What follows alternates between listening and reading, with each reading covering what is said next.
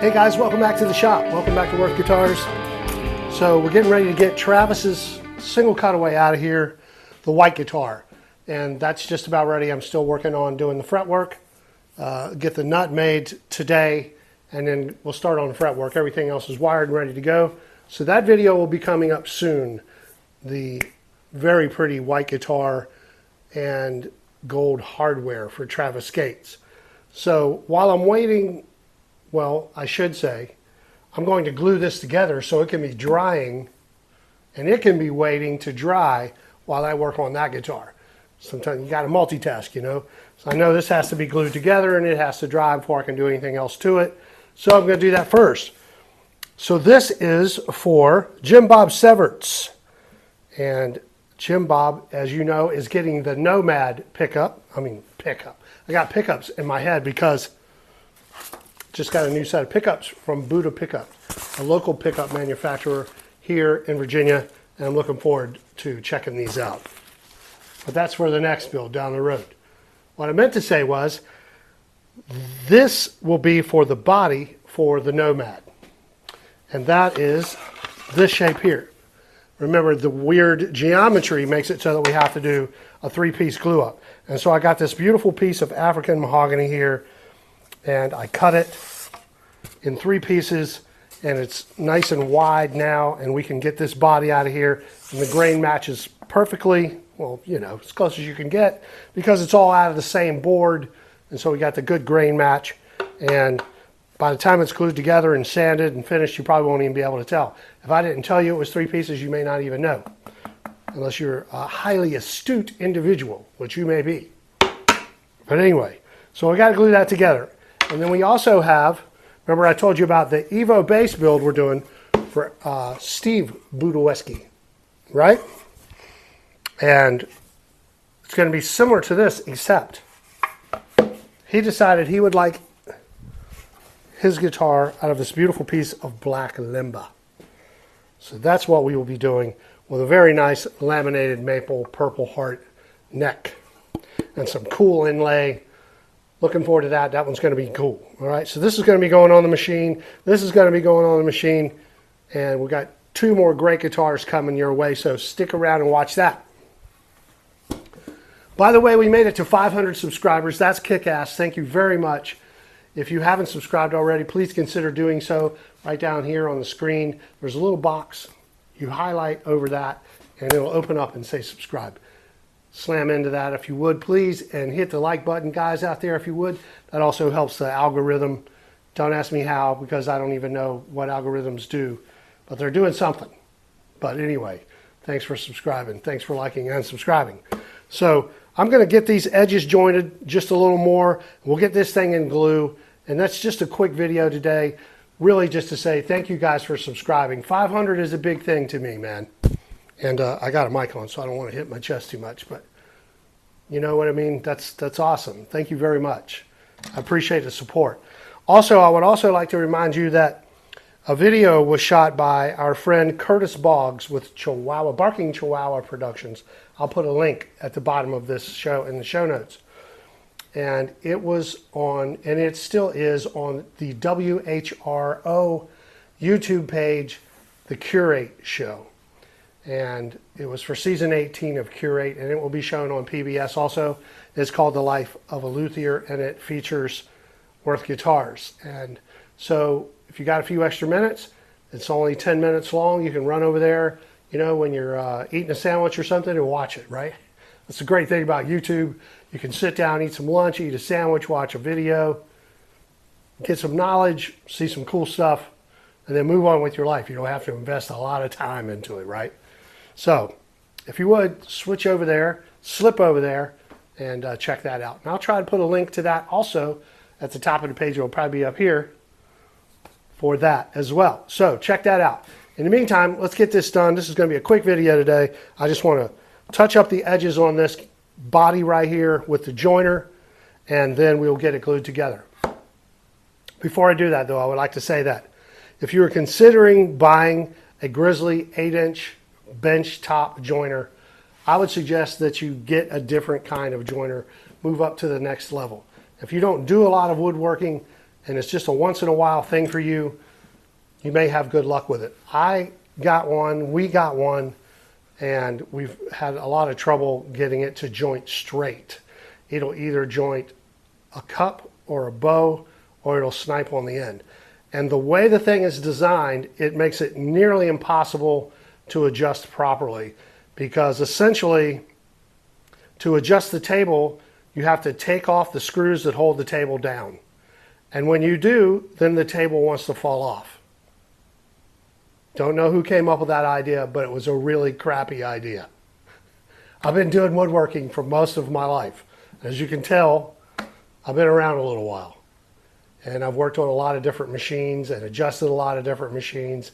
That machine right there, I've got it to where it works okay. And it'll do what we need to do tonight. And in the future, we're probably going to sell that and buy something else. So that's my little, review, I guess you would say, for the Grizzly 8-inch benchtop joiner. Okay, keep that in mind if you're into woodworking. Or you may have one that works perfect for you. I don't know. This one, maybe I got a lemon. But anyway, all right, so let's get to work. Okay, I'm going to switch the camera around and let's roll. And thanks again for watching, and thanks again for subscribing. You guys are awesome.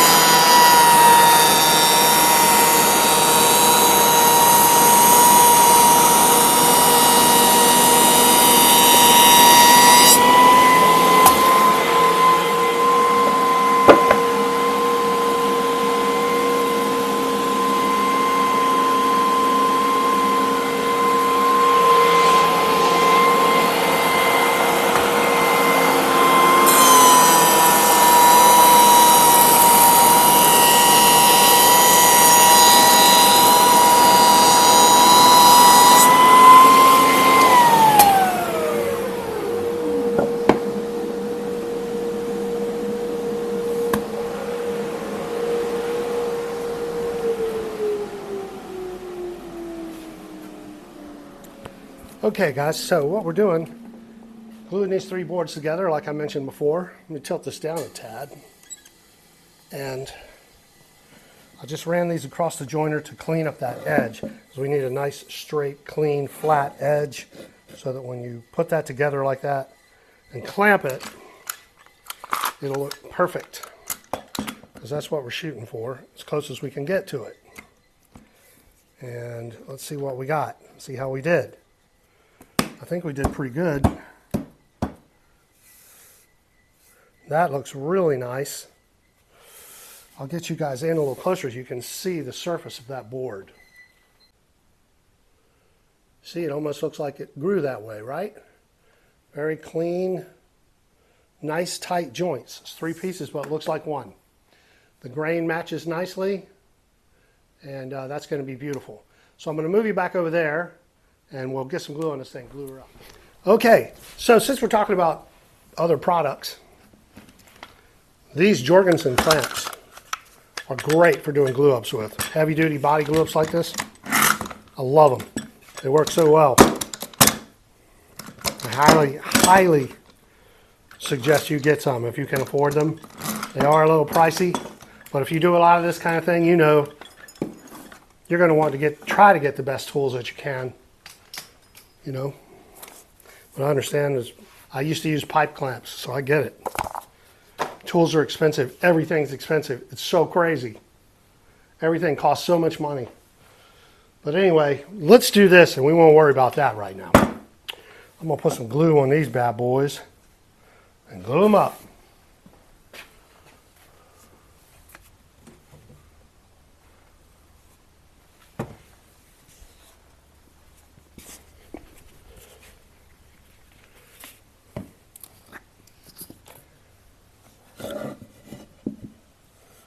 See, all we need to do is that one and this one.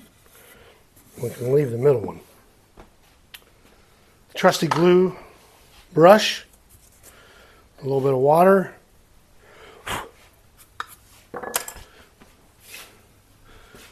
Got the bottle of water, trusty bottle of water.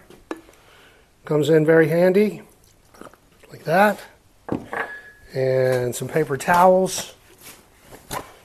It really helps to have all this stuff ready ahead of time. A little bit of water on some paper towels.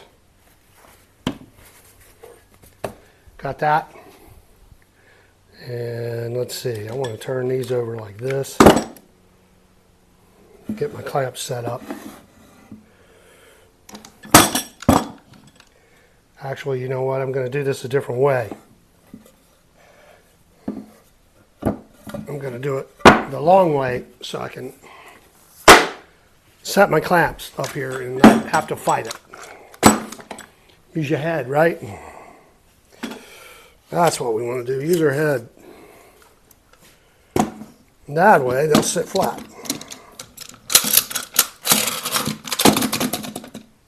Like that. There we go.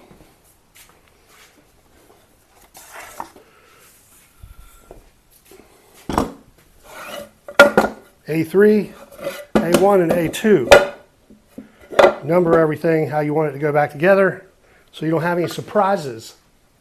When you come back the next day and go, oh man, I put one in the wrong place. And it's easy to do if you're doing a bunch of them. Forget about what you're doing for a minute. All right, now we're ready. Thing sounds like a guitar already. Gnats.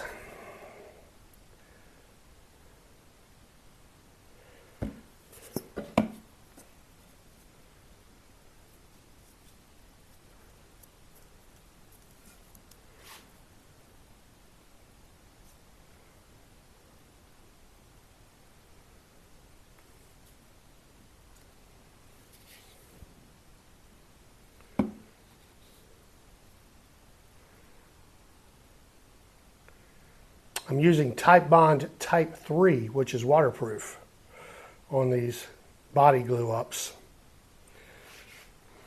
Excellent glue. And if your guitar is in a flood, hopefully it won't come apart. Hopefully you won't be in a flood. All right, one more over here.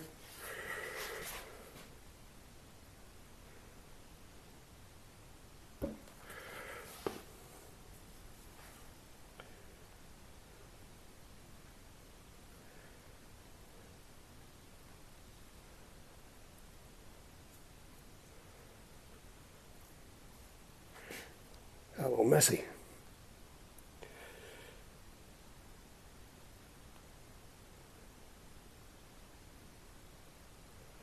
All right, nice coat of glue. Clean the brush. Take it in the house and clean it better. One thing I don't have in my shop is a water source other than a water bottle. It'd be nice to have a sink. Maybe someday. All right, we got that like that. Push those up like that.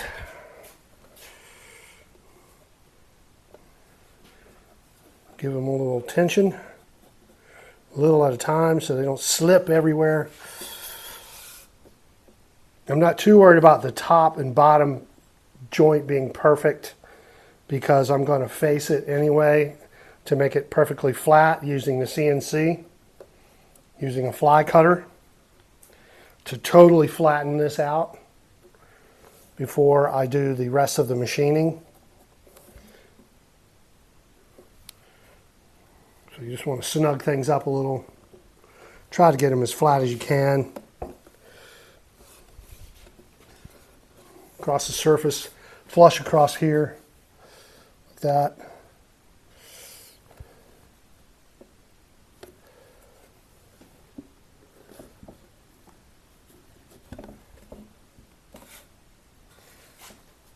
That.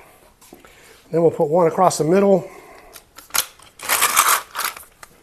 just to be sure. I want to put some tape on that.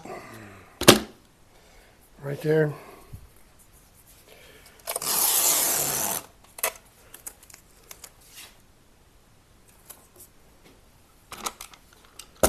Which I should have done on the other clamps also. And the reason for that is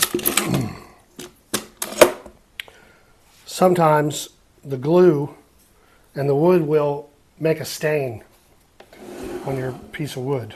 I have to let this hang over so I can get it flat on there. Actually, I probably don't need to do that.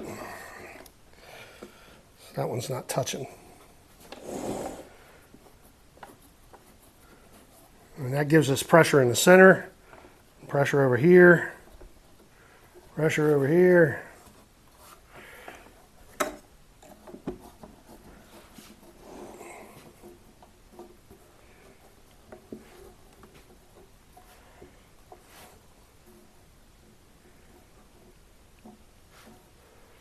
That is glued up. So Jim Bob, if you're watching, the Nomad body is glued up, buddy. This thing is going on the CNC to get machined very soon. So stay tuned, man. Stay tuned. I think we're going to be good on everything here.